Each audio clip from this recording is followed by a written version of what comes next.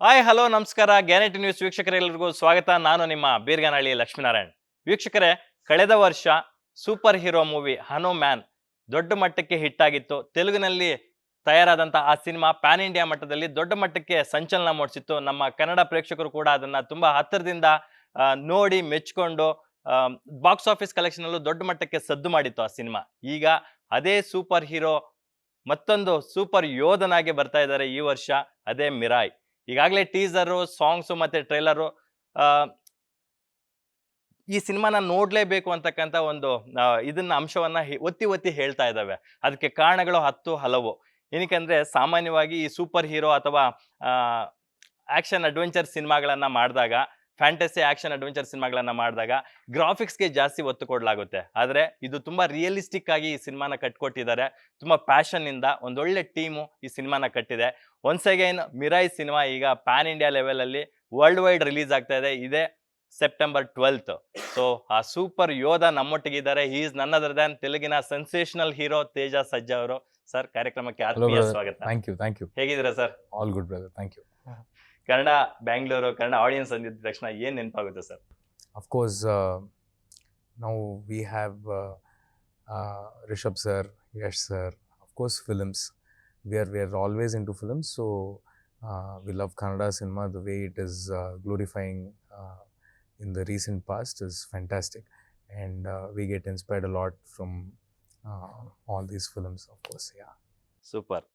ವೀಕ್ಷಕರೇ, ಸಾಮಾನ್ಯವಾಗಿ ಒಬ್ಬ ಕಲಾವಿದ ಹೀರೋ ಅಥವಾ ಸ್ಟಾರ್ ಅನ್ಸ್ಕೊಳ್ಳೋದಕ್ಕೆ ಕನಿಷ್ಠ 18-20 ವರ್ಷಗಳು ಬೇಕು. ಅವರು ಓಟ್ ಹಾಕೋದಕ್ಕೆ ಯಾವಾಗ ಪರ್ಮಿಷನ್ ಪಡಿತಾರೋ ಅದಾದ ನಂತರ, ಅಂದ್ರೆ ಮೀಸೆ ಬಂದು ಗಡ್ಡ ಬಂದು ಹೀರೋಯಿಸ್ಟಿಕ್ ಎಲಿಮೆಂಟ್ಸ್ ಬಂದ್ಮೇಲೆ ಹೀರೋಗಳಾಗ್ತಾರೆ. ಆದ್ರೆ the man who is sitting in front of me by birth is a hero. ಯಾಕಂತಂದ್ರೆ ನಮ್ಮಲ್ಲಿ ಪವರ್ ಸ್ಟಾರ್ ಅಪ್ಪು ಅವರು, ರಾಜರತ್ನ ಅಪ್ಪು ಅವರು ಹೇಗೋ ತೆಲುಗು ಇಂಡಸ್ಟ್ರಿಯಲ್ಲಿ ತೇಜ ಸಜ್ಜಾ ಹಾಗೆ. ನಾನು ಕಂಪ್ಯಾರಿಸನ್ ಮಾಡ್ತಿಲ್ಲ, ಅಪ್ಪುನೇ ತೇಜ ಸಜ್ಜಾನೇ. ಯಾಕೆ ಹೇಳ್ತಾ ಇದ್ದೀನಿ ಅಂತಂದ್ರೆ, ಅವರು ಹೀರೋ ಆಗೋದಕ್ಕೆ ಮೊದಲೇ 25-30 ಬ್ಲಾಕ್ ಪೋಸ್ಟರ್ ಹಿಟ್ ಸಿನಿಮಾಗಳಲ್ಲಿ ಆಲ್ಮೋಸ್ಟ್ ಅಲ್ಲಿ ಎಲ್ಲ ಸ್ಟಾರ್ ಹೀರೋಗಳ ಜೊತೆ ಕೆಲಸ ಮಾಡಿದಂತಹ ಮೋಸ್ಟ್ ಟ್ಯಾಲೆಂಟೆಡ್ ಆಕ್ಟರ್ ಅಂತ ಹೇಳ್ಬೋದು. How blessed you are. Don't compare me to Appu sir or anybody. I'm a very I'm a very young actor. They are legends. They are superstars. We respect them a lot. But yeah, as you ask, it is very happy. The journey has been very long, and I'm happy of where I'm standing today. I am not comparing. ನಾನು ಏನ್ ಹೇಳಕ್ ಹೊರಟಿದ್ದೀನಿ ಅಂದ್ರೆ, Appu sir ಕೂಡ 6 ತಿಂಗಳು ಮಗು ಇದ್ದಾಗ್ಲೇನೆ he acted in some movies along with his dad. So ನೀವು ಕೂಡ ಅದೇ ತರ ಒಂದು 2 ವರ್ಷ 3 ವರ್ಷಕ್ಕೇನೆ ಜರ್ನಿ ಶುರು ಮಾಡ್ಬಿಟ್ರಿ. ಚೂಡಲ್ಲ ನೀವು, if I am not wrong, your first movie in Telugu. So legend megastar Chiranjeevi gar ಜೊತೆ ಅವರ ಮಗನ ರೋಲ್ ಅಲ್ಲಿ ಮಾಡಿದ್ರಿ. ಅದ್ರಲ್ಲಿ ನಮ್ಮ ಕನ್ನಡದ ಪ್ರಕಾಶ್ ರೈ ಸರ್ ಕೂಡ ಇದ್ರು.